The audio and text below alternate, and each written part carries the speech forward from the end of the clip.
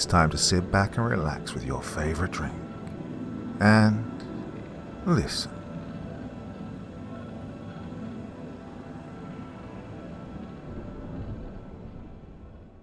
From Hell I Write by Jake Wick. I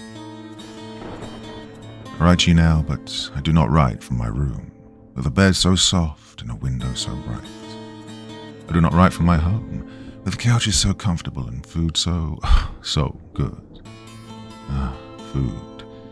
How I miss it.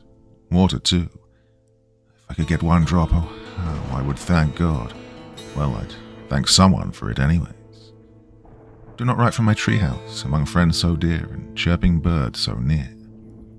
I do not even write from the world you live in right now.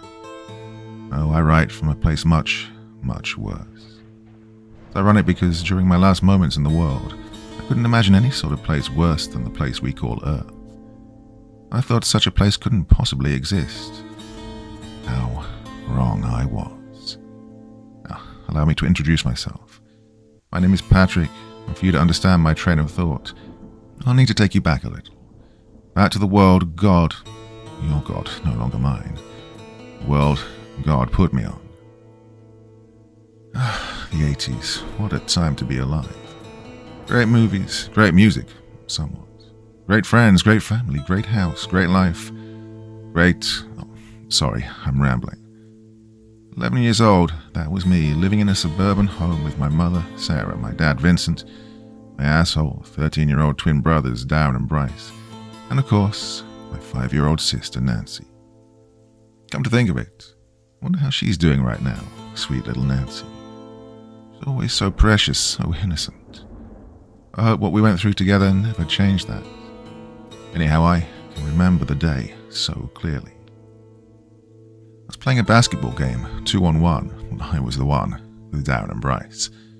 The two jerks were creaming me, of course, ever hastening to shove me around and taunt me. "Hey Patrick, you're an ass at this," they'd say. Well, of course I was ass. I was an 11-year-old playing 2-on-1 against two 13-year-old pricks. Actually, you know something? I'm going to stop calling them names. See, when you're on Earth, it's easy to call your family members names and quarrel with them constantly. Where I am now, though, you give anything just to hug them for 5 seconds, tell them how much you love them. Oh, I'm rambling again. Well, soon enough our mother called us in, as we were having some guests over that night, our new neighbours. The new neighbours in question were the Hofmeister family. Up to that point, all I'd heard my brother say about the Hofmeisters were things like, "They're creepy as shit. Weird-ass people who gotta go." I didn't share these opinions, and they seemed like okay people to me. Nonetheless, the Hofmeisters came over that night. The family consisted of 3. First, there was 60-year-old Eileen, a skinny woman with short grey hair, always wearing black dresses. Next, we had none other than 60-something-year-old Leo. I don't really remember that bastard's age, nor do I care to. Also extremely thin, with a long nose that would make the pasty white guy on the Pink Panther show jealous. And then there was David, their 11-year-old, insecure adopted son. I'm pretty sure Leo and David are in the same place I'm writing from now, but I'm not certain. See, we don't really get to speak with anyone else here. Anyways, it was quite an eventful evening. Eileen and Leo had tea with my parents, while Darren, Bryce, David and I hung out in our treehouse playing cards. In the treehouse, I started to get to know David a little better. I must say, though, he seemed a bit on the weird side. It was pretty awkward when it came to discussing things such as where he moved from or what life was like at home. Still, he was a nice kid, just very shy. Well, later that night, when the sun went down, my brothers had already gone home, and David and I were walking down our street lamp-lit road. That's when he invited me to his house for a bit. It was a Friday night, so I figured it'd be okay. Now, let me say this. His house was big. It was the biggest in the neighborhood, down at the end of my street, sitting high on a hilltop as if it were better than all the others. Behind it was a large field that eventually merged into some woods, which lined the horizon. Entering David's house, we walked into his kitchen, where he told me to take my shoes off so as to not upset his parents. I heard some footsteps upstairs, so I figured his parents must have gotten back from my house. We sat down at his counter, eating yogurt, with David continuing to dodge my questions about his home life, or just his life in general. All I knew was that he was adopted. Soon enough, I heard Eileen upstairs. "David, come upstairs, please," she said. David told me to stay put, as he'd only be a minute. Just like that, he was gone. I sat alone in their kitchen, finishing off my yogurt cup. I decided to get up and look around a bit to keep myself busy while David was upstairs doing whatever the hell he was doing. Looking at the fridge, I got a look at some of the pictures that were magnetized to it. These included family photos with the grinning faces of Eileen and Leo, and the frowning face of David. Why did David look so unhappy in all of these photos? Oh, and another thing. There was a photo on their fridge of some kid sitting on the floor of what looked like a cellar, just staring up at the camera with a blank face. Strange. I then walked over to a shelf in their living room, which was stocked with framed photos and figurines. Lots of self-portraits here, including one of Eileen, her expression blank, eyes looking very cold and lifeless. For some reason, it kind of reminded me of this portrait I'd seen once of the famous cowboy named Buffalo Bill. Same sort of stare and expression and whatnot. Anyways, sorry, don't even know why that came to mind. I started looking at some of the figurines on the shelf. A Mickey Mouse doll, a monkey doll, this creeped me out, and a pentagram necklace. There was also a crucifix necklace, but the cross was upside down. What idiot messed that up, I thought to myself. I then realized that David had been gone for a while, and I was getting a little bored with looking at people's decorations. I decided to go upstairs and find him. Walking up the stairs, I began to hear some weird noises coming from one of the rooms. It sounded like chanting. As I got to the top of the stairs, I confirmed that it was. I looked down the upstairs hallway of the Hofmeister home, and saw that one of the rooms had a light on inside. The door was open just a crack. As I walked toward the door, I could clearly hear Eileen and Leo chanting in some weird language I'd never heard before. I slowly crept toward the room, a decision I regret to this day. I pushed the door open slightly, just enough to see Eileen and Leo on the floor on their hands and knees, bowing down to something that was just out of my view.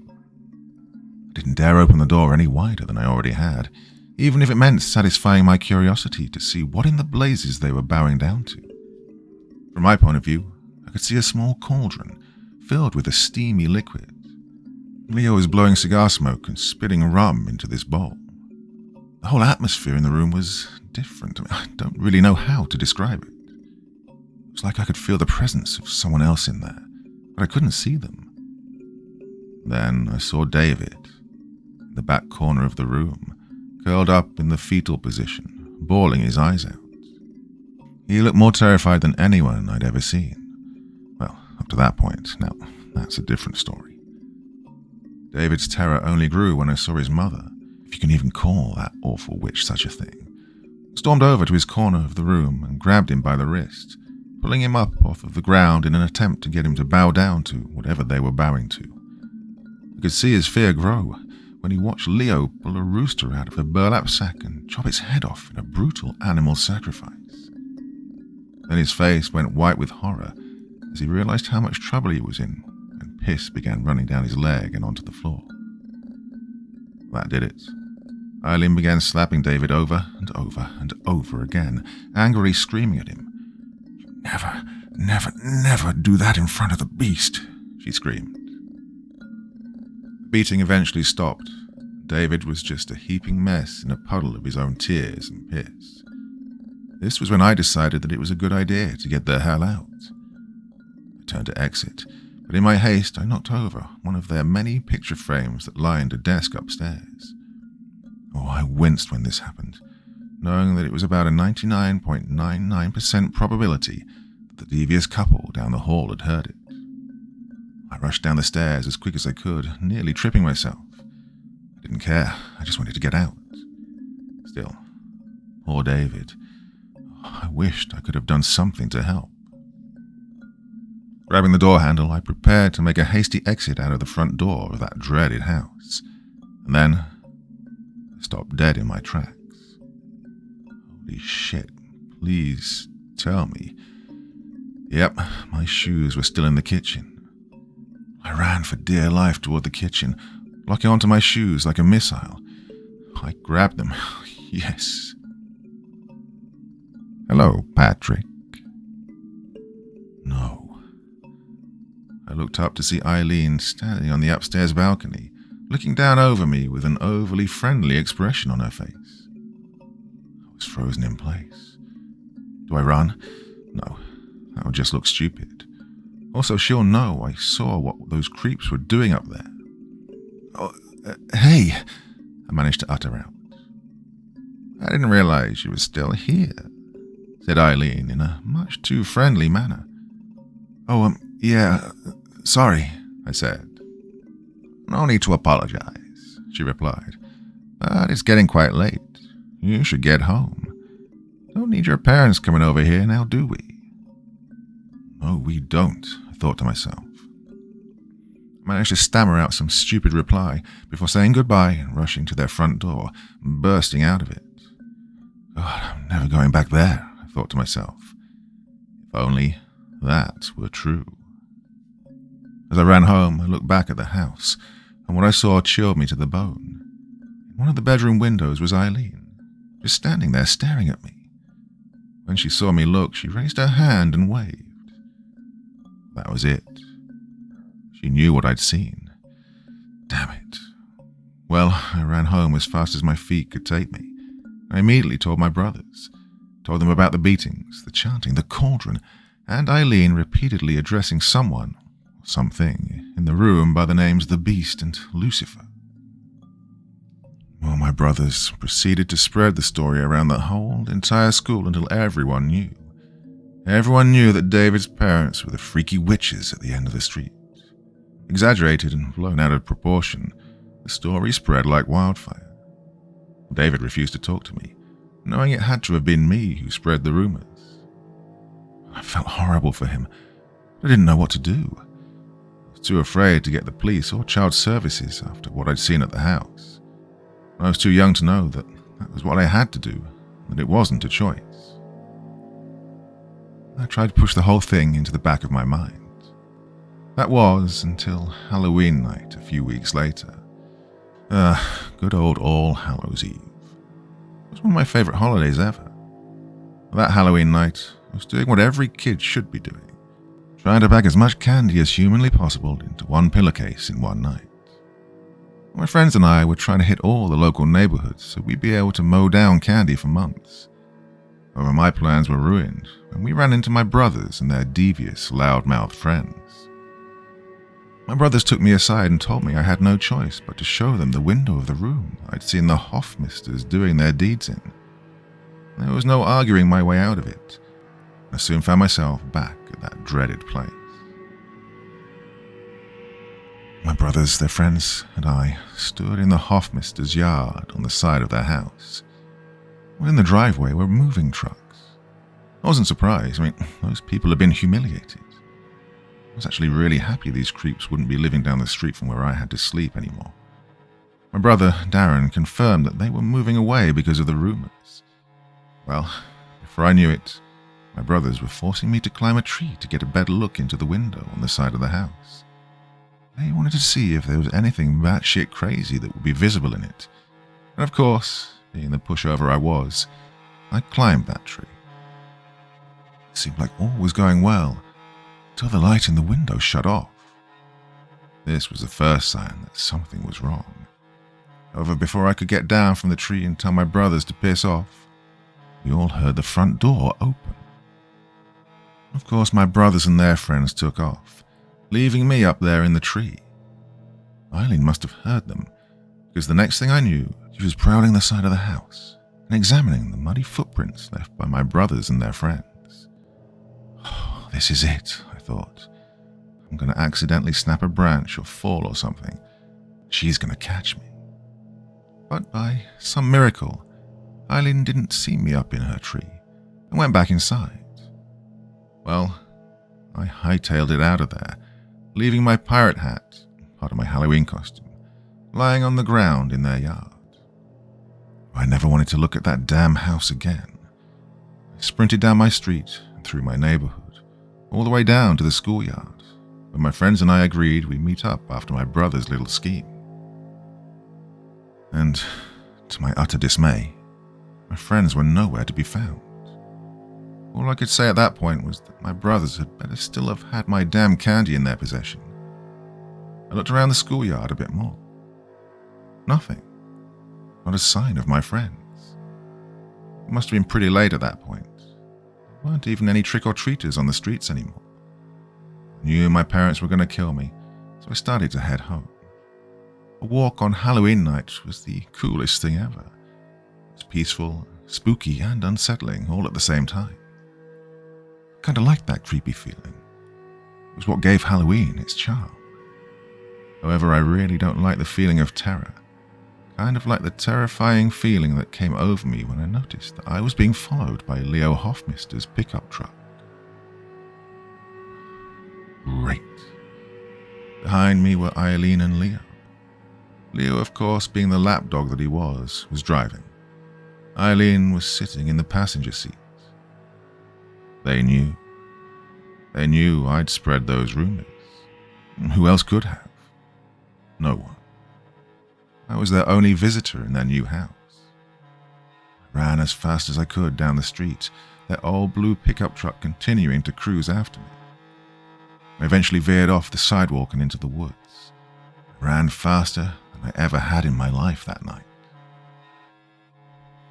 Dashing through the woods, I looked back over my shoulder to see their truck, which was parked on the side of the road next to the woods. Holy shit, I thought. I'm dead.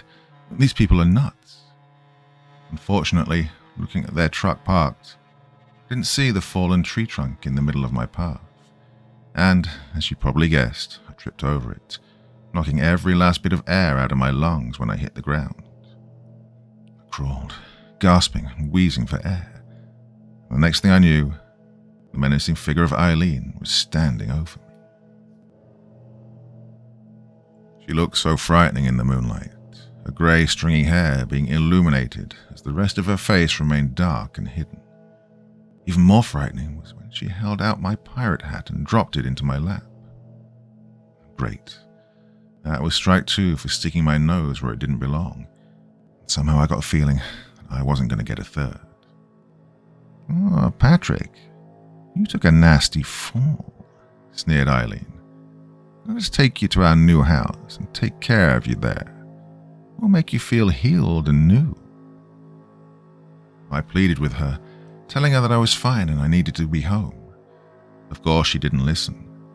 The witch clutched my wrist and dragged me out of the forest, over to their truck. Oh, I was dead meat. I was so freaking dead. Well, I would have been if it hadn't been for a passing neighbor who caught the two in the act of forcing me into their truck. Eileen and Leo managed to bullshit their way out of the situation before getting in their truck and quickly driving away, leaving me behind.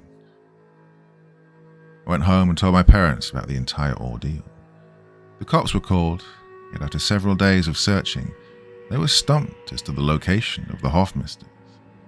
According to them, they weren't at their old house, nor had they been at their new one. No record of apartments or hotel rooms were on file either. Those demon-worshipping scum had vanished off the grid. I was fine with that, and decided to try and get on with my life. Hopefully, never even having to think about the Hoffmisters again. However, it wasn't long before I began noticing some weird shit going on around my neighborhood. What do I mean by that, you ask? Well, first off, there were a couple of instances where I'd see a kid on the street walking up the road in a trance-like state. Where did they walk to? Why, none other than up that damn hill and into the dreaded Hoffmister home. Now keep in mind that I was paranoid at the time. My bedroom window looked right out onto the street. So I was the only one noticing this stuff. At least the only one in my house. I tried telling my parents, but they were just annoyed by it, telling me to quit letting my fears get the best of me. I still haven't forgiven them for that to this day. But then again, all I want right now is to tell them that I forgive them. The strange occurrences then began to take an even scarier turn. One night I woke up to hear the whispering of my little sister, Nancy. I got out of bed to have a look. As I walked down the hall toward her room, I began to make out what she was saying. Things like, uh-huh, and, okay, I'll go. I opened her door just in time to see her standing on her knees on her bed, staring out of the window. But that wasn't the scary part. No, the scary part was seeing a scrawny female shadow being projected onto Nancy's bedroom wall by the moonlight. Well, the second I called out to Nancy, the shadow seemed to scurry off. I rushed over to her, asking her who she was talking to. My little sister hadn't the faintest idea of what I was talking about. I told my parents, and this time my dad jumped out of bed at the prospect of someone standing outside Nancy's window. However, he went outside to find no one. Well, I began to run my mouth again. You'd have thought I'd have learned from the first time round. To my brothers, Darren and Bryce, along with their friends. They started to develop a newfound interest in all this Eileen talk. Something about that creepy place at the end of the street amused them, gave them a rush. They loved that type of stuff. Another thing to know about Darren and Bryce was that they had a knack for sneaking out of the house on Saturday nights, something my parents hated, but never really took enough action to prevent. And, sure enough, my brothers and their friends snuck out one Saturday night to check out the old Hofmeister house. This time, however, I would not accompany them. But I sure came to know about it, because after my brothers went missing that night, one of their friends, who was smart enough to get out of there early on, told me about it. The police went over to the Hofmeister home, search warrant and all, to investigate. They found nothing there. Nothing. However, as usual, I continued to be the one making the terrifying discoveries. This time it was a VHS tape that I found sticking out of the VCR in my room one morning. Popping the tape in, the first thing I saw on the TV screen was a static shot of a cellar. The cellar was so dark and dingy looking, almost like a dungeon. Suddenly the camera began to jiggle around a bit, and whoever was picking it up pointed it at none other than my brother Darren. Darren was tied down to a chair, unconscious, looking bruised, battered, and abused. Boo! The loud yell from the camera person jolted Darren awake. The camera person was Eileen. She began to laugh sickly as Darren came to his senses, immediately beginning to cry. Who the hell would do this to another human being, I thought? It was my brother, too. I watched in horror as she continued to verbally torment Darren, eventually getting physical with him, smacking him in his face, his chest, and eventually his groin area. This woman was a sick, filthy pedophile. It wasn't until I saw Eileen begin to pull a sickle out of her pocket that I shut the tape off. Part of me wanted to go on. I had to know if Darren was dead, but I couldn't watch. I couldn't bear to witness my brother getting tortured like that. I rushed upstairs to my parents' room, leaving the VHS in the cassette player. However, my parents were gone. They'd vanished. Oh, shit, I thought. Am I next? Well, when I walked downstairs, I stopped dead in my tracks on the stairwell. My blood ran cold as I noticed Eileen Hofmeister in my room, carefully removing the VHS tape from my VCR with latex gloves. She caught my stare. I swear the second we made eye contact, my heart skipped a beat. She grinned at me and waved, saying, "I'll be back for you too tonight." Just like that, the witch climbed out of my window and was gone. I rushed to Nancy's bedroom, now frightened out of my wits. Thank God Nancy was still there. She was sleeping soundly, that is until I woke her up. I ran in screaming and crying, probably scaring the poor girl to death. I didn't tell her about the videotape. I just told the police. That night our neighbor Betty, frail old woman, babysat us at the house. No one had a clue where the heck our parents were. Outside of our home were 2 police officers, keeping watch over the house. Betty was always a great neighbor, such a nice old lady. Nicest woman you'd ever meet. I'm sure she's in heaven right now. If she didn't get into heaven, then I don't know who possibly could. Anyways, I was pretty antsy that night, even with the cops guarding the house. And I, unfortunately, was antsy for very good reasons. When the sun went down, I heard her back door open and close. Oh, was it my parents? I suddenly got very excited, rushing to the door to see them. However, all that was there was one person's muddy footprints on my floor. Something wasn't right. No one could have got into the house, could they? I mean, the cops are outside. I rushed upstairs to get Betty. Running into my parents' bedroom, I heard the shower running.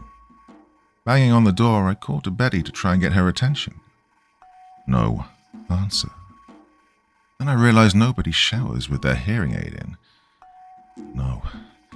That's when I heard Nancy scream from downstairs. I rushed downstairs, really not wanting to go into her room, but I knew I had to. When I got to her room, yes, you guessed it. She was gone, window flung open. Where the hell were the cops? Taking matters into my own hands, I got my shoes and ran out of the door. Running down the street, my eyes adjusted to the darkness just in time to see Nancy entering the forest. The same forest that lies between the hill upon which the dreaded Hofmeister home sits. I called out to her desperately. She was in a trance, just like those other kids I'd seen. No one would believe me then. Mustering up every ounce of courage I had, I ran after Nancy as she disappeared into the darkness of the woods. I ran deep into the dark forest, my feet making loud crunching noises on the gravel path beneath me. Catching up to Nancy, I pleaded and begged for her to come home. She couldn't snap out of it. I began pulling her away, but she continued to walk deeper into the woods. Then, to make matters worse, I spotted Eileen, who was about 30 to 40 feet down the path from us. I couldn't snap Nancy out of this damn trance.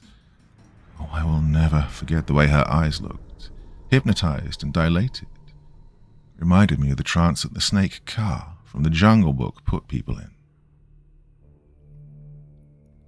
Out of pure desperation, I reared back and slapped Nancy in the face, finally snapping her out of the trance. She had no idea what the hell was going on. She just knew to run from Eileen. Eileen immediately broke out into a run after us. I'd never seen a woman in her 60s run that fast. Faster and faster we ran. We were getting away until Nancy's nightgown got caught on a tree branch. I tugged and tugged at her nightgown, desperately trying to free her. Eileen was getting closer and closer, snickering sickly under her breath. When she got within about 15 feet of us, Nancy's gown finally tore away from that damn tree branch. We darted to the exit of the woods, rushing out onto the street. I looked back over my shoulder, just in time to see Eileen turn around and disappear into the darkness of the woods. We looked around on the street, trying to find the police car that was supposed to be guarding our house. When we finally found them, they didn't even realize we were missing. The morons were smoking freaking Cubans instead of guarding our house from kidnappers. Unbelievable. I'd never felt so neglected and unprotected in my life. My parents were gone, and now the police weren't even looking after me. The idiotic officers went and got Betty, driving the 3 of us down to the police station. Finally, a place I'd be safe, right? Trying to explain to the cops that my sister was placed under some kind of a voodoo hypnotism spell was like talking to a brick wall. Some cops are so ignorant, not open-minded at all. Well, that's something I don't miss about Earth. People in authority were such douchebags. At least Betty agreed to stay the night there with us. See what I'm talking about? Nicest lady you'd ever meet. At some point, I fell asleep in the police station. So did Betty and Nancy. What we woke up to was not at all what anyone ever wants to wake up to. Outside of the station, a roar filled the air. The roar was like nothing I'd ever heard. That roar sounded like it came straight from the mouth of hell. The screams of policemen filled the air outside as we listened, scared for our lives. It wasn't until the roaring had died down and the screaming stopped that we dared look out of the window. Let me say, it wasn't a pleasant sight. Dozens of bodies were just scattered all over the parking lot. And here we were, tucked in a room in the back of the police station, helpless. Nancy, Betty, and I crept down the halls of the station, trying to find an exit. We passed an office just in time to get a look at one of the computer monitors, one that had CCTV footage being fed to it. What we saw on the monitor was shocking.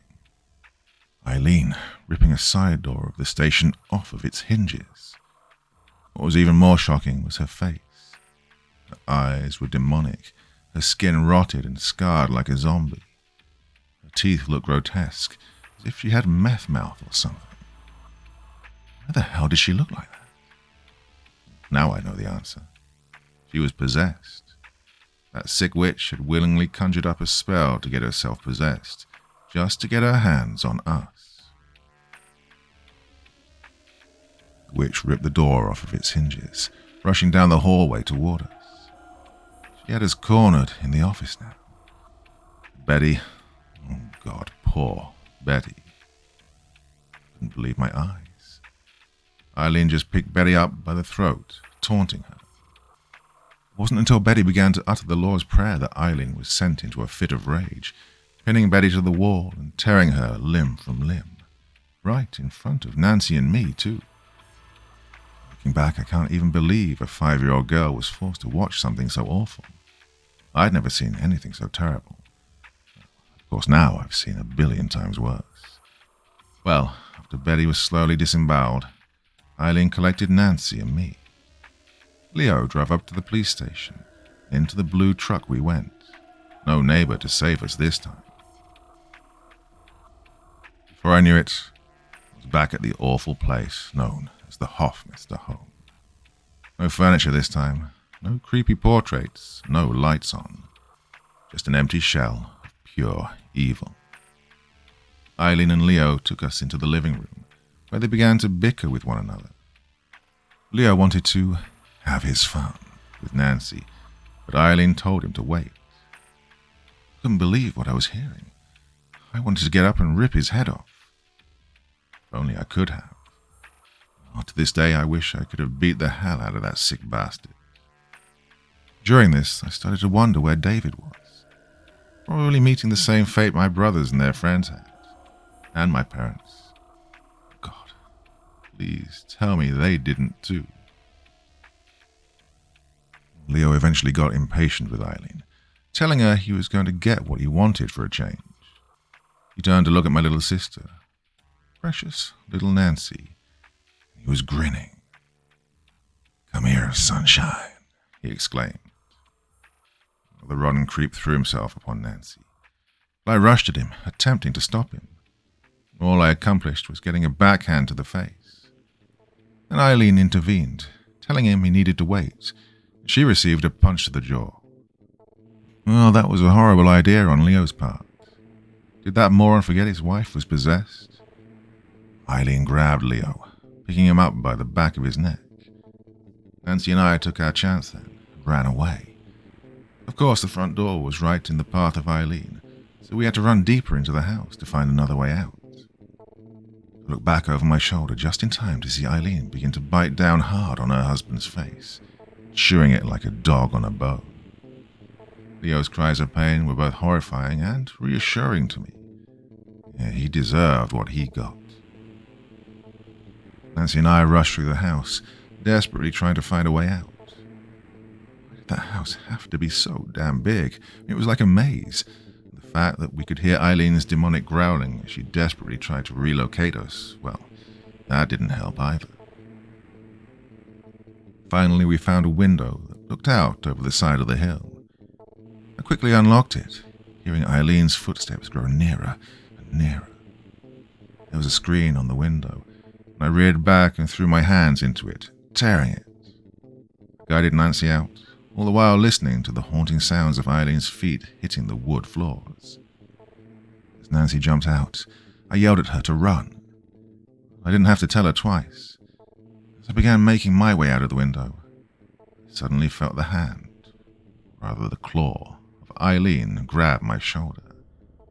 I screamed out, but no one was coming to help. Eileen picked me up with the strength of an Olympic strongman, carrying me down the hallway and over to the basement. No, please, no, I thought. Not the basement. Please, not the basement. Well, basement it was, as Eileen flung open the door and carried me down into the musty cellar. She got to the bottom of the stairs, clutching me in her arms, and flicked a light on. Immediately, a grisly figure was displayed by the dim light of the basement.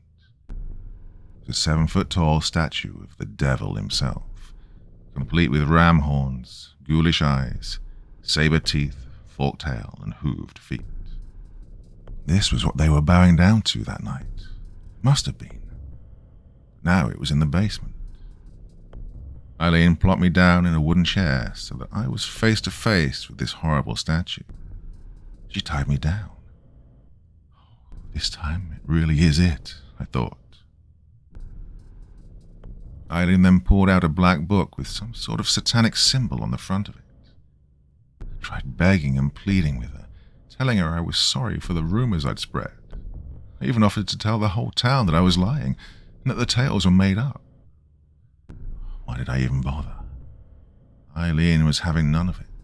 I then began to cry, asking her why she had to kill my brothers and my parents. Once I said this, Eileen developed a confused expression on her face. I did what to them? She asked in her deep, demonic voice. Did you kill my parents? I said.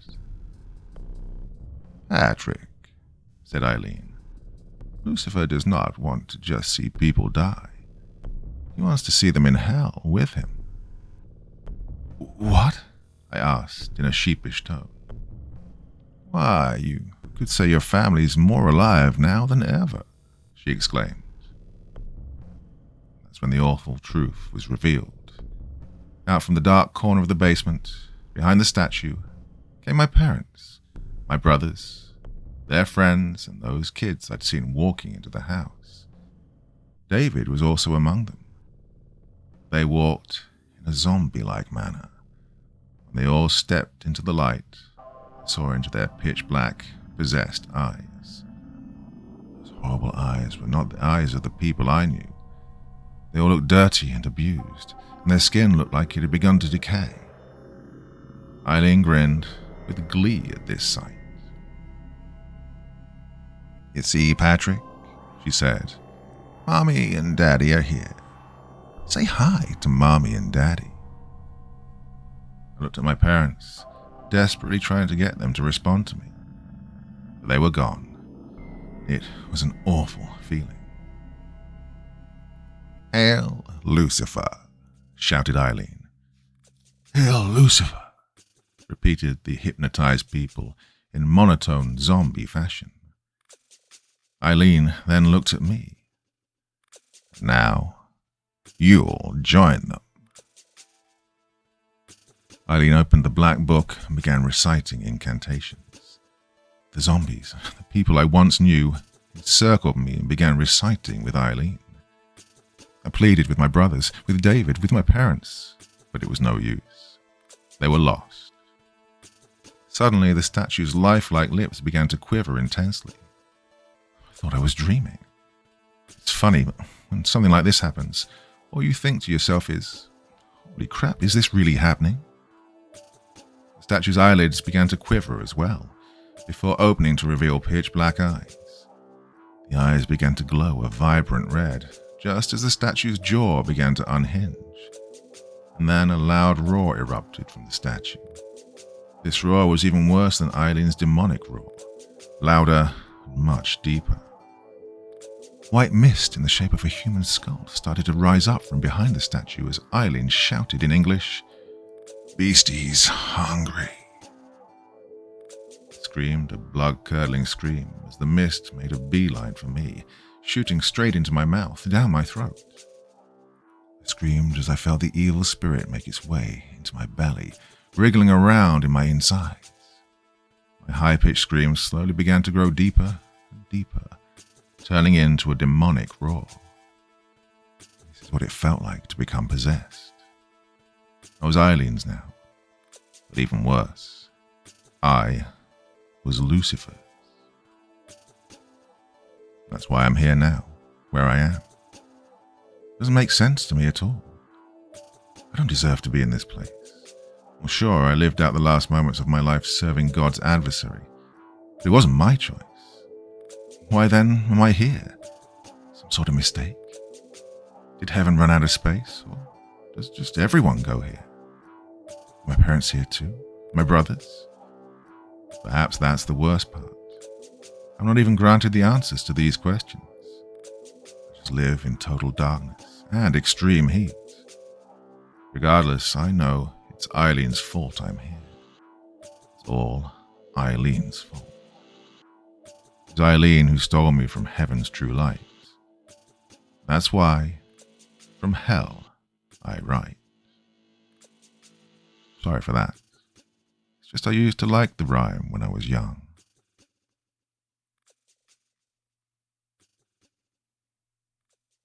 The sequel. Nancy's Angelface. 20 years came and went since that awful night my brother went missing. Oh, what an awful time it was. Thanks to Patrick, I escaped that dreaded house, but I was scarred for life. I couldn't get it all out of my head. The fear, the death, that roar. I still hear that roar every night when I lay down to go to sleep. That deep bellow erupting from the mouth of what used to be a human, but was only a body-shaped demon. The worst were the eyes. Those horrible, beady, pitch-black devil eyes. Believe me, I check my closet every night to see if they're there. I can't even hear the word devil mentioned at a church service without having a serious nervous breakdown.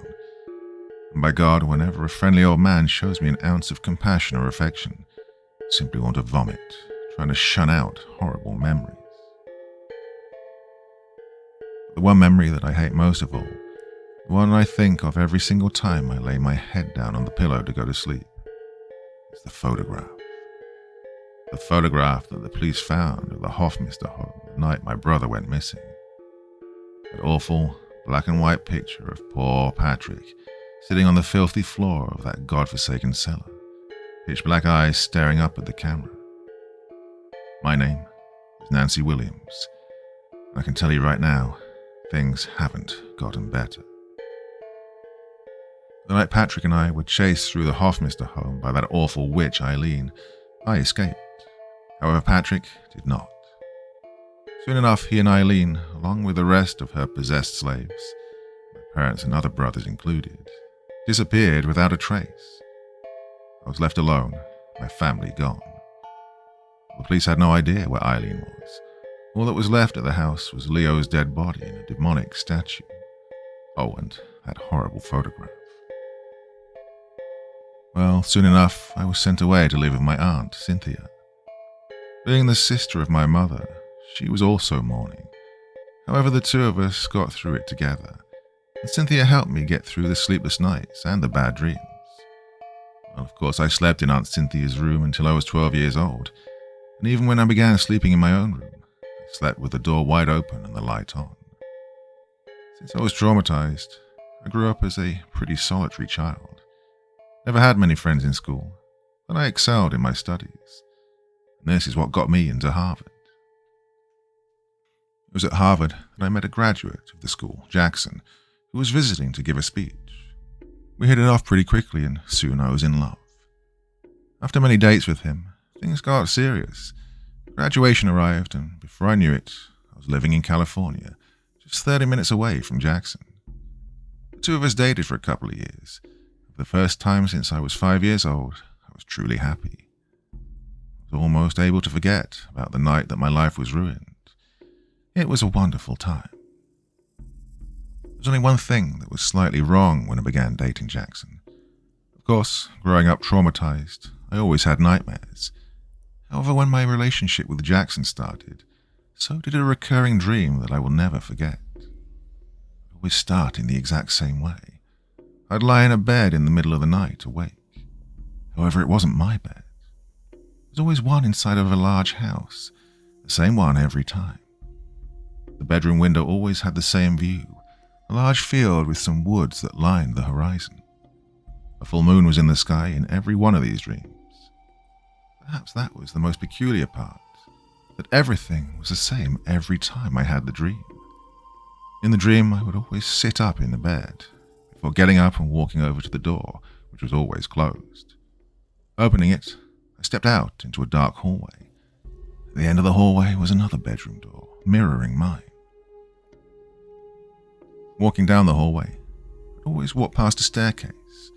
However, the staircase would be barricaded by wooden boards, as if that part of the house was off limits. All I could do was travel down the hallway to the other bedroom. Walking over to the other bedroom door, I'd always begin to hear the muffled sounds of music coming from inside the room. The music was almost like smooth, romantic jazz music. Stretching my hand forth, I'd grasp the doorknob and open the door. As I opened it, a bed came into view, sitting in the back of the room. However, the bed was not empty. A frail, naked, scrawny old woman always sat on the bed, her face hidden by the absence of light in the house. This woman faced away from me, and facing her was a shadowy, humanoid, horned creature. The room was pitch dark, so I simply couldn't make out the faces of either one of them. Finally, the woman and the horned being would begin to embrace one another, falling onto the bed in a sexual dance. As they began to do this, I'd wake up, dazed and confused. Yes, you'd better believe I kept in mind just who that scrawny woman from my dream reminded me of. But enough about my dream. Soon enough, my 25th birthday came. I was just getting off of work when I looked down at my buzzing phone. A call from Jackson. What does he want, I thought. We'd agreed on meeting at his place at 7. Candlelight dinner and everything. I picked up the phone. Hello? Hey, Nancy, said Jackson. It's me. What's up? I replied. Listen, he said. You're gonna kill me, but... Oh gosh, but what? I said. I may be a little late tonight, Jackson replied. As a typical girl, I became rather annoyed at this notion. It was my birthday. Who did he think he was? Are you kidding me? I replied in a whiny voice. Listen, he said. I'll be home by 8. Something just came up at work and I really need to take care of it. Is it more important than our celebration? I replied. Of course not, said Jackson. But there's just no way around it. 8 o'clock, I promise. There's a key under the mat at my front door. All right, I said. I'll wait for you. Love you. All right, bye, he said before hanging up. We've been dating 3 years and he couldn't even say the L word yet? Unbelievable. I headed on down to Jackson's estate. Jackson had done well for himself, I'll give him that. Part of what attracted me to him was his success. Some may call me a gold digger, but humans always reach for the strongest branch. It was something I couldn't get out of my mind in church services. The animal instincts that, deep down, kept us from truly being what God seemed to want us to be. Walking into Jackson's house, I soon made myself comfortable in his living room, flipping on the television and stoking his massive fireplace. It was about 6:30 when I got there, so I began the task of finding a TV show that would keep me entertained until Jackson's 8 o'clock arrival. Drifting in and out of sleep, I was awoken by a strange noise in his house. I shrugged it off the first time. That was something I always did. Hearing something in the house while being alone had always been a problem for me. But this time, I heard it again. And again. What the hell was going on? It was as if there was someone in the house moving things around. Now, there was no way my mind was just playing tricks on me, was there? I didn't think so. I got up to find the source of the noise. Walking down one of the halls, I began to hear the sound again. It was a weird squeaking noise, as if someone was playing with a mechanical pencil. Was it an animal? Beginning to hear grunting noise, I was convinced it was. That is until I realized that the grunting noises were human. I continued to walk down the hall until I got to the cellar door. Pressing my ear against the door, I began to hear the voice more clearly. It was female, definitely female. A raspy female voice. I was completely freaked out now beyond belief. Yes, I know what you're thinking. Did she go into the basement to look? Absolutely not. I pulled out my phone and immediately called Jackson. I told him about the strange noises coming from his basement.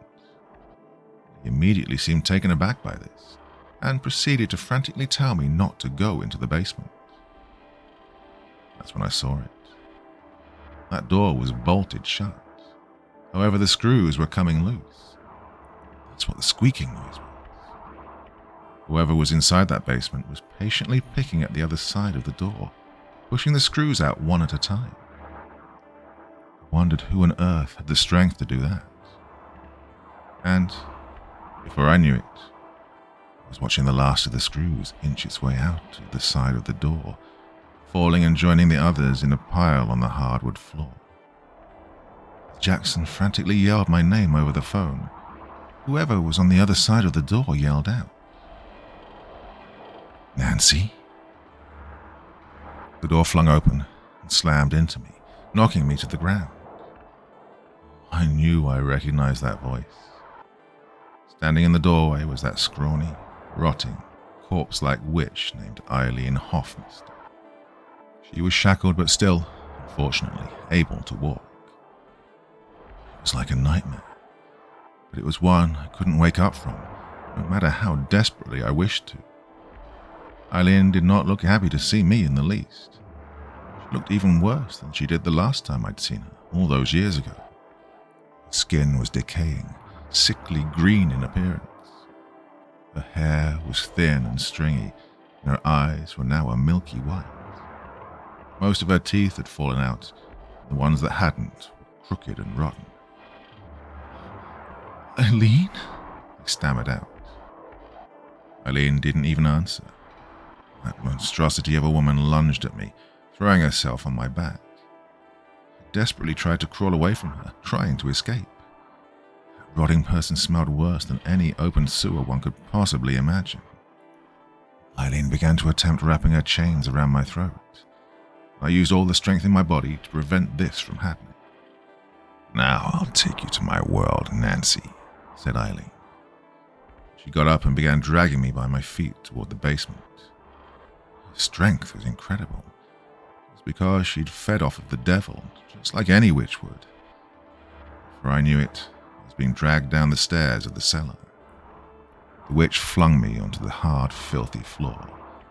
Looking up and coming to my senses, I immediately got a look at her living conditions.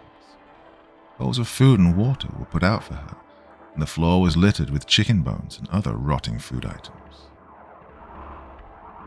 "Can't believe my luck," shouted Eileen. "Looks like I'll be able to get you after all." I looked up over my shoulder, just in time to see Eileen start to lunge at me again. However, this time, a pair of hands came up from behind her and grabbed her shoulders. It was Jackson. He grabbed her by the shoulders and threw her to the ground, throwing himself on top of her in an effort to restrain her. Don't make me do this," shouted Jackson. Mom? I couldn't believe my ears. Jackson's last name was Haley, not Hoffmeister. How could this be? Eileen continued to struggle and growl at Jackson, nipping at his hands in an attempt to get him off. After much wrestling between the two, I got up and began looking for a weapon. Anything to bash Eileen's brains in. I looked over to the side and spotted one of her food dishes. They were glass. Perfect. I ran for her bowl, quickly dumping out the gross, slimy, unrecognizable food inside of it. It might have been feces, I'm not even sure. I broke the bowl on the ground, creating a sharp hunk of glass that could be used to kill Eileen once and for all. I rushed toward her, She was still pinned to the ground by Jackson. Jackson noticed me, got up off of Eileen in an attempt to stop me. "Stop," he cried. "Nancy, don't do it." Eileen, now free from Jackson's restraint, got up and rushed at me as well. I reared back, and just as she got within my reach, I blindly swung at her with a shard of glass. For a moment, everything just seemed to freeze. The yelling stopped. Jackson stopped rushing at me. So did Eileen. I then noticed Eileen's throat begin to drip blood, before the red liquid began gushing out like a river. She fell backward. That was it. Just like that, the nightmare that had haunted me for years was defeated. Jackson fell to his knees, completely shocked. He had some explaining to do. In short, Jackson told me that he was indeed Eileen's son. He was born into her household, but was immediately miserable. His parents constantly beat him and tried to force him to worship the devil. Of course, this led to Jackson changing his name once he turned 18. He wanted nothing to do with them. However, after Eileen had ruined my life and run off with Patrick and her possessed slaves, Jackson went looking for her after hearing the police reports. It turned out that Jackson knew exactly where to find her. At an old ritual site that she'd always taken him to as a kid, against his will, of course. And at that point, all of her possessed slaves had died off. Rather than turning her into the police, Jackson suckered her into his own home, pretending that he'd begin practicing witchcraft. Once he got Eileen into his home, he locked her up and began the process of trying to convert her to Christianity. He couldn't see his mother be damned to hell, no matter how awful of a person she was. Of course, his attempts were in vain. Eileen was to stay a witch, no matter how great his efforts. I explained my story with Eileen to Jackson. I told him of the kidnappings and everything else that horrible hag had put me through. I also told him that I never wanted to see him again. How could I have? He was a freak just like her, keeping his own mother locked up in a basement, his murderous hag of a mother at that. In the middle of our argument, Eileen's dead body began to quiver. The two of us froze, terrified.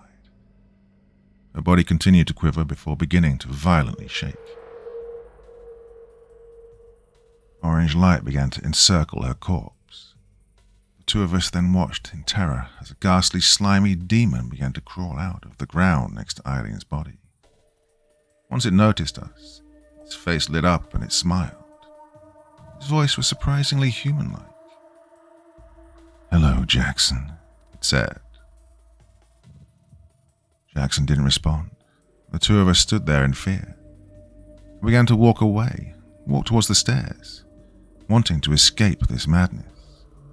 However, the basement door slammed by itself before I even got to the first step. I looked back at the demon. "Won't you stay?" said the demon. "We don't get much company down there." What else could I have done?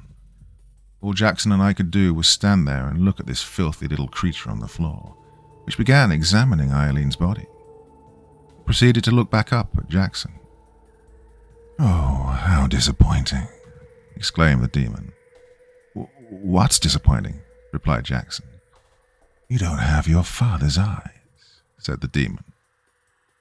Jackson immediately developed an expression that was filled with disgust.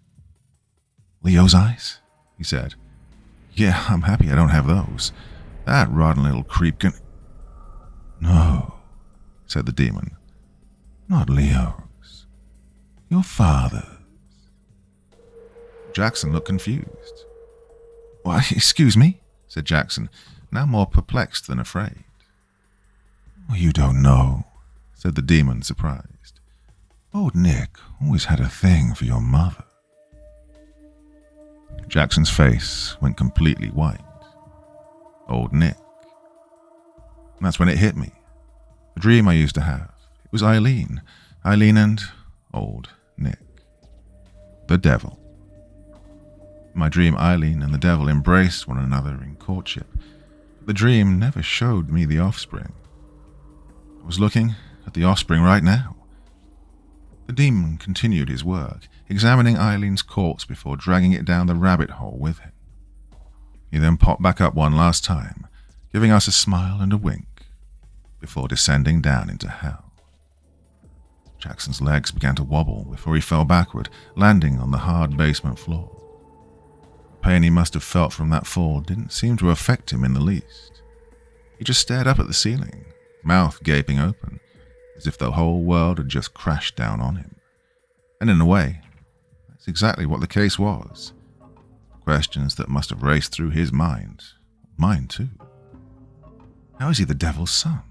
He doesn't look like a demon. Jackson's a nice man. How could this be? Jackson simply would not respond to me, so I left. I never went back to that house, nor did I ever talk to him. Not when I couldn't sleep. Not when I began having nightmares. Not even when I began to get depressed and lonely. Not when I found out I was pregnant. The only person I'd ever had sex with in my entire life was Jackson, son of the devil. My heart sank as I realized this. I was pregnant with Jackson's child, and Jackson was the devil's child. It was also Eileen's child. That meant that not only was Eileen the grandmother of my child, but the devil was the grandfather. Eileen was my mother-in-law, and the devil was my father-in-law. These thoughts were the only ones left in my mind, racing around 1,000,000 miles per hour. I sank to my knees as I stared at the pregnancy test, and I felt my stomach. Through my fear, it was almost like I could feel my stomach get bigger. I dreaded the day I could feel that little angel face in there kick. What could I do? Would the devil do something awful to me for getting an abortion? Could I just commit suicide? If I committed suicide, would I go to hell for it? If I gave birth to the baby, would I be the mother of a demon? That last question was the only one I knew the answer to. The answer was yes. A demon was growing inside my womb. Old Nick's grandchild was growing inside of my belly. Eileen's grandchild was growing inside of my belly. We were all just one big, happy family.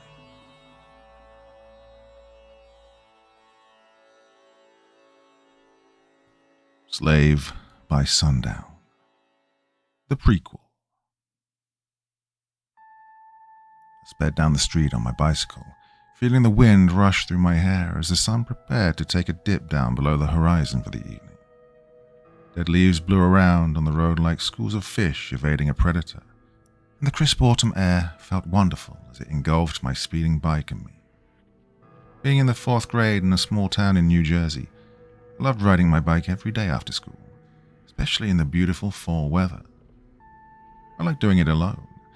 Sure, I would get my friends in on it during the weekends, but there was a part of me that needed solitude after a busy day at school. During my treks around my neighborhood, I'd come across something new each day. It could be the discovery that someone in my community owned a Great Dane, or that a house down the street from me was egged on Halloween night. But one day, in the middle of November, I made another discovery. See, on the far side of my neighborhood, there's a road with a dead-end sign. However, on this particular day, I decided to see what was beyond it. After all, that sign didn't signify in any way some sort of end to the world. No, there was more beyond it. And on this particular afternoon, I decided to venture beyond it. I sped past the sign and pedaled hard up a hill. Of course, when I got to the top, I looked down at a cul-de-sac, sitting dead and lifeless. Beyond the cul-de-sac was a dense forest. However, I noticed something about this forest. Right at the front of it was a dirt path, winding its way into the depths of the woods, just begging to be explored. Pedaling down the hill, I parked my bike at the edge of the forest and began walking down the dirt path. I strutted down the path as my neighborhood seemed to move further and further away. Deep into the woods I went, past ghastly trees that had shed their autumn leaves. The cawing of crows filled the air as my footsteps crunched on the dirt path.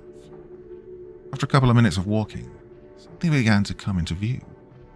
It was none other than a small house, sitting in a clearing in this mysterious forest. The house looked like the most innocent little cottage one had ever seen. For some reason, I had the urge to walk closer to this house. It had some sort of enchantment to it, one that simply said, "Come to me." I began to move toward the house, inching my way through the tall grass that surrounded the place. Suddenly, someone rounded the corner from the side, startling me. I almost jumped out of my skin, until I realized it was just a frail old woman, hunched over and carrying a watering pot. Once she noticed me, she immediately developed an overly friendly expression. "Well," she exclaimed. "Hello, stranger." "Oh, I'm sorry, ma'am," I stammered. "I was just walking down that path. I didn't realize you lived here." "That's quite all right," the old woman said. "In fact, I was just thinking about how much I'd love a visitor." "Really?" I said. "Ah, certainly," she replied. "Won't you come in for some tea?" I was shocked by her hospitality. I never met someone so nice in my life. I wasn't sure about her offer, though. I told her that I wasn't sure how long I had until dark. The old woman told me I had at least an hour before sundown. I finally agreed to come inside. I walked into the house, right behind the friendly old woman. I was immediately hit with the scent of candles and the aroma of newly baked cookies. A black cat walked out in front of us, giving me a cold stare before scampering off to another part of the home. The old woman and I entered her kitchen, where I sat down at the table as she prepared tea. "So," said the old woman, "what's your name?" "Stella," I said. "What a pretty name." "Thank you." I sat as she poured water into the kettle, looking out her window at that enchanting forest. I was excited about this new place that I'd found. I had to show my friends around these woods. I looked back at the old woman. "What's your name?" I said. "Eileen," replied the woman. I like that name." She smiled at me before going back to fixing up our tea.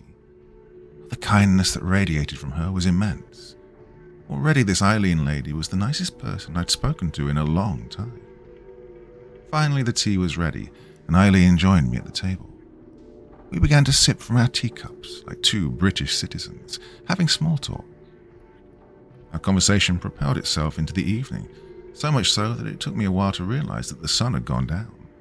I also realized that my mother was going to kill me. "Oh no," I said. "What's the matter, dear?" Eileen asked.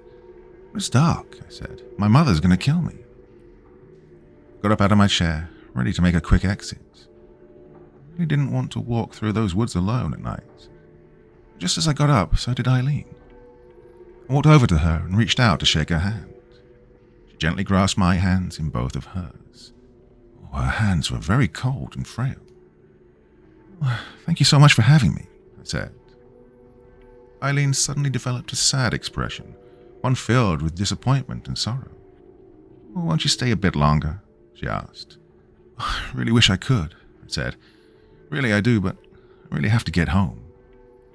"Well, just a bit longer," Eileen said. Now I was a bit annoyed. She still had my hand cupped within both of hers. Whether I tried to pull away, she continued to grab my hand. "Listen, Eileen," I said, still trying to sound as friendly as possible. "I can come back tomorrow. Please let me go home." "Stella," said Eileen, "all I ask is that you stay a little longer. It's very lonely out here." She continued to grasp my hand, now a bit more tightly. I became extremely annoyed. "Eileen," I said, "I really have to get home. Please let go." I jerked my hand away from her, freeing myself of her grasp. I turned away and began walking away from her, refusing to look back. Suddenly Eileen uttered something that, a minute ago, I could never have imagined her saying. Not in my wildest dreams. "Get back here, you little bitch." I was shocked. When she said this, her voice sounded extremely gravelly and malevolent.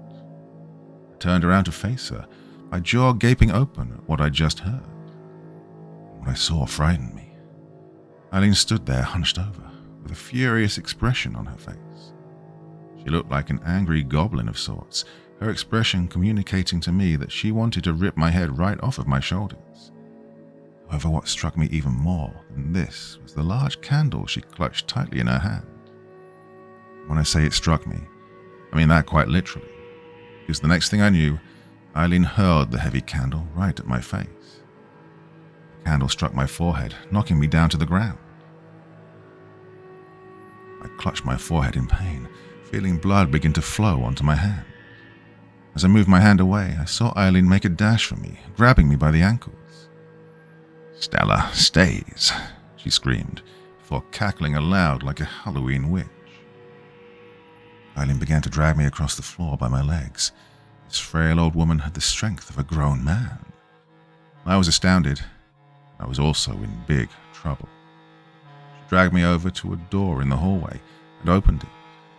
In a split second, I knew where that door led to. Her basement. I quickly began to attempt crawling away, but Eileen noticed and pounded back on me like a cat after a mouse. She started dragging me down into the basement, and I clawed at the floor for dear life. Most of my body was now in the cellar, with only my head sticking out of the doorway. Eileen suddenly let go of my legs and ran back up the stairs. I had no idea what she was doing now.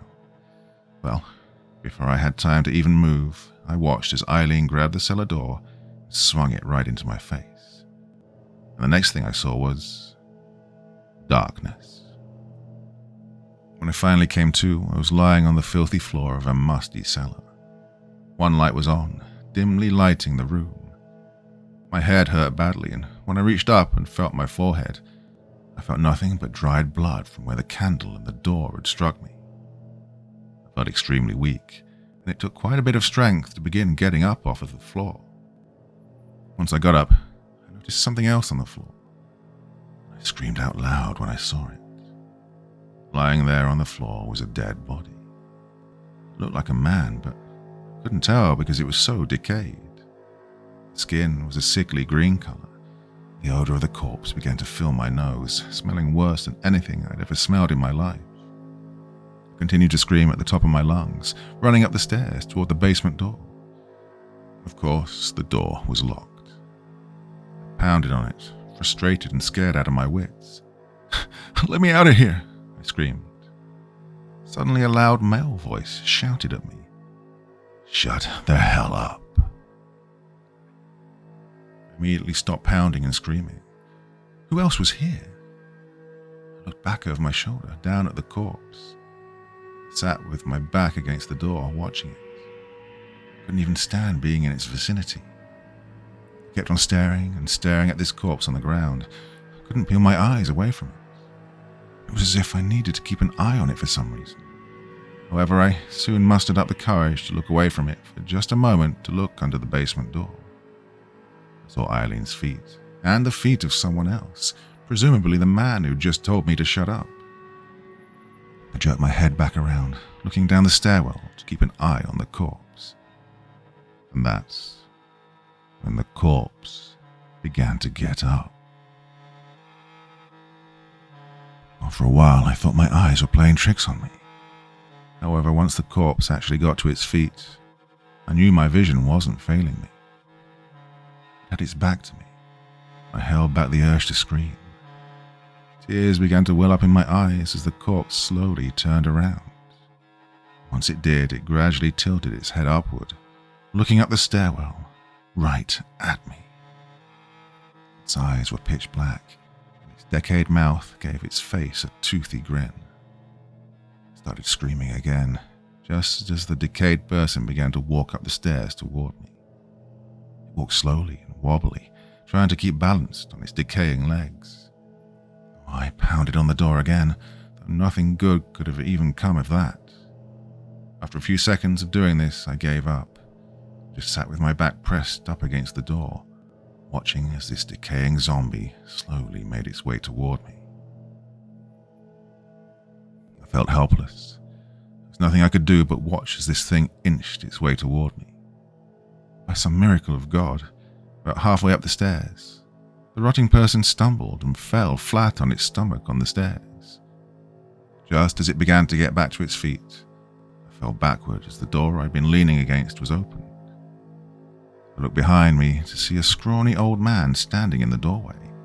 Addressing the creature, he screamed at it, "Get back!" The zombie immediately put its hands forward as if to show the old man respect. And then, to my surprise, it spoke. "Yes, master," it whispered. The zombie turned away and began to walk down the stairs. The scrawny old man then looked at me just as Eileen walked over to join us. "Stella," said Eileen, "this is Uncle Leo. Won't you say hello?" "No," I said. "Fuck off." "Oh," said Eileen. "Terrible language for such a young girl. Sounds like you need a lesson in manners. What do you think, Leo?" Leo grinned with delight as he stepped on my wrist, preventing me from getting up. All I could do was scream out in pain. I was too weak to fight back, still groggy from being knocked out. "I think that's a very bright idea, Eileen," he said. "I think I know the best way to teach her some obedience. I say she has a little chat with Lucifer." My heart sank when I heard this. Questions raced through my mind.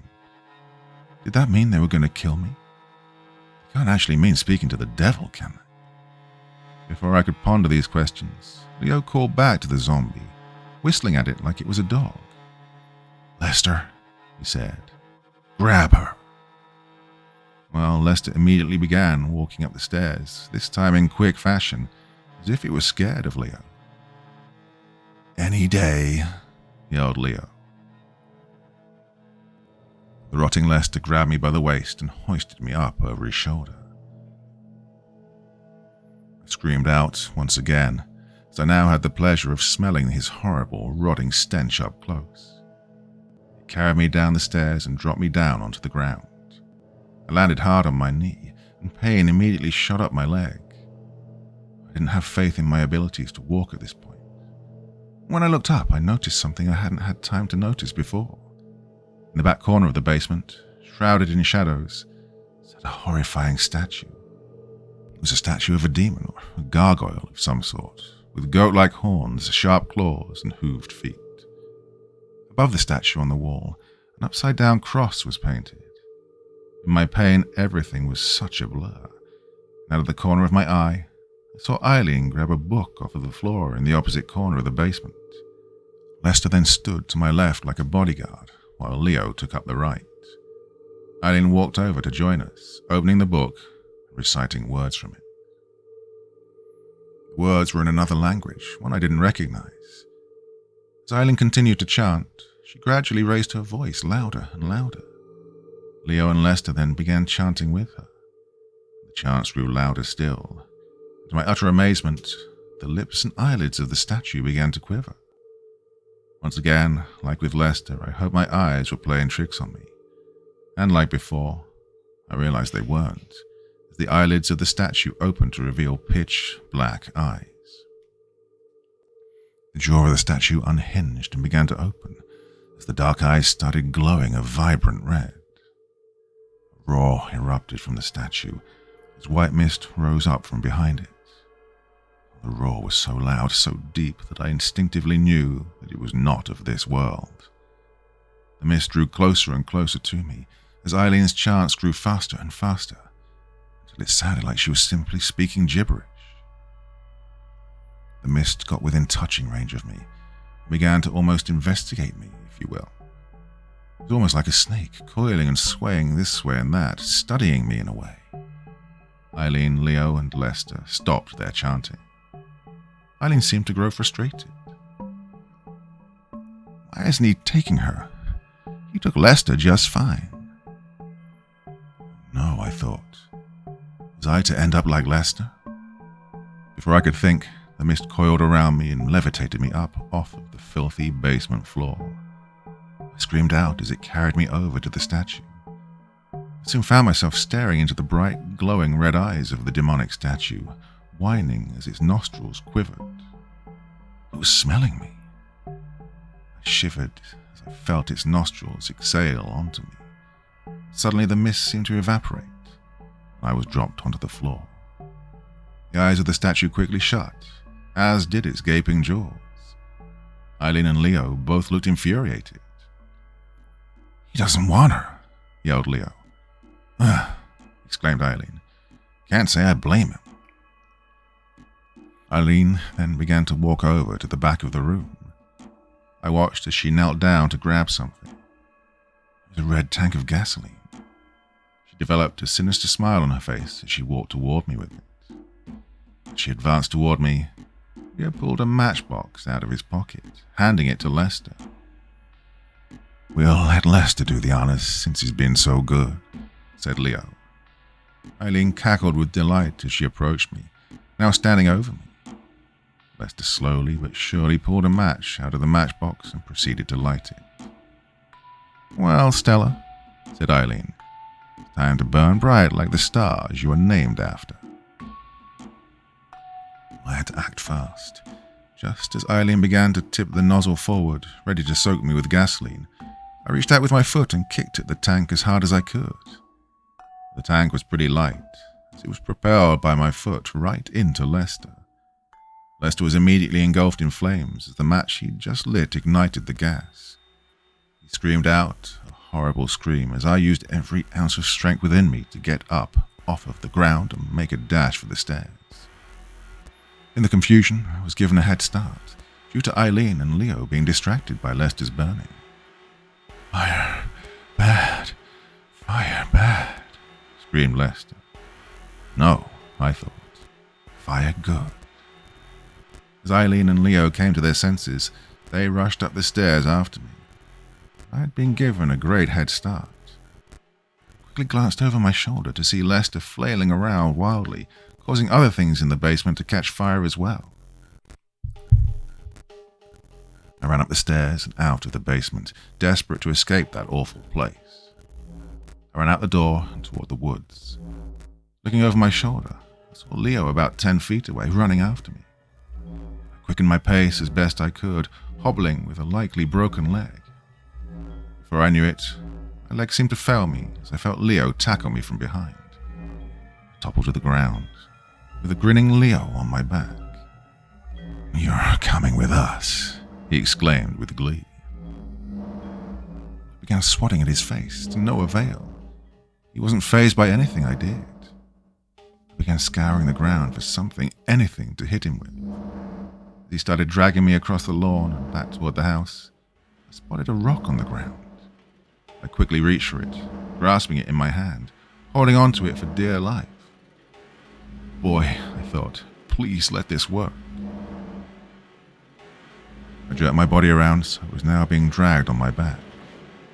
Rearing back, I hurled the rock at Leo, hitting that bastard right in the face. He immediately let go, clutching his face in pain. I got up as best I could, running to the forest. I ran down the path, continually looking over my shoulder. Neither Eileen nor Leo were following me. I finally came out on the other side of the forest to see my bike. My sweet bike, I thought. I mounted it quickly and rode the hell out of there. Well, back at my house, I told my parents everything, and the authorities were of course contacted. Apparently when the police arrived at the house, the place was burnt down. No one was found there, not even Lester. I couldn't believe what I'd seen. Poor Lester. That wasn't him trying to hurt me. He was a normal person before, just like me. But unlike me, the misty evil spirit likely took him, assimilating him as a slave to Lucifer. Well, all I wanted to do was forget. After a few days, my parents decided it was definitely a good idea to move, and I was with them 100%. I'd miss my friends and my neighbors. I'd miss my school. But I simply couldn't live down the street from that house. I couldn't do it. The night my parents told me we were moving, I climbed into bed, finally feeling safe and secure. I knew this was one of the last nights I'd be sleeping in this room.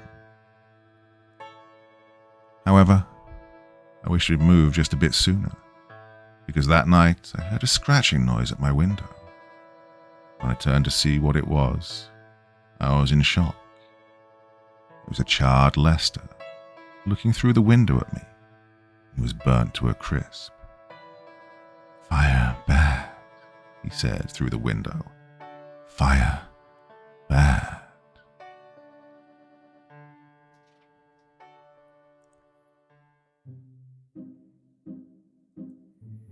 Well, there you go, my dear friends. That's your Friday evening's entertainment. So we have the original story, the sequel, and then the prequel. And I think they work pretty well in that order. I think it'd give away too much of Eileen's character if that last story came first. So hope you agree with me. Ooh, well, I've done all that recording pretty much in one go, so brain not working so well right now. So I really hope you enjoyed that one. Well, that is enough from me for this evening. Back again, probably on Sunday, with a continuation of one of the serials that I keep promising you with. Till then, my dear friends, have a great weekend. Sweet dreams. Bye-bye.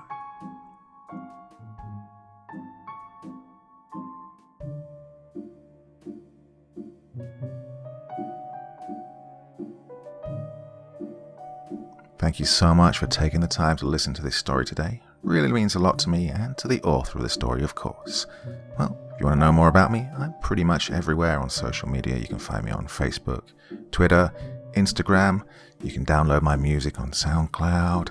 I've got a Patreon if you feel like. Throw me $1 or $2. Very much appreciated. And of course, on Reddit, I have a place where you can leave stories if you want me to read one that you've written. Well, hoping to see you all again very soon. Till then, sweet dreams. Bye-bye.